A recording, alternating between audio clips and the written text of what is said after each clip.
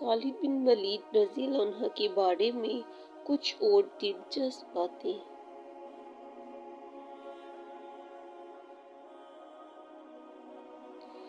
انہوں نے 18 سال کی عمر میں پہلی جنگ لڑی اور فتح حاصل کی۔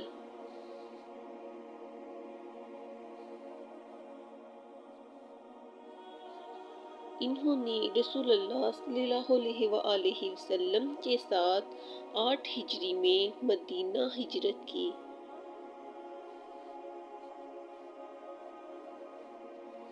انہوں نے اسلامی تاریخ میں پہلی بار حرکت کی حکمت عملی کا استعمال کیا۔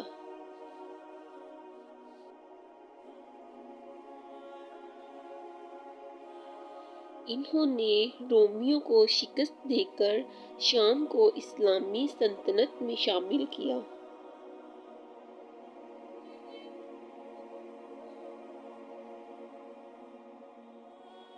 ان کی بہادری اور جنگی حکمت عملی کی وجہ سے انہیں اللہ کی تلوار کا خطاب ملا۔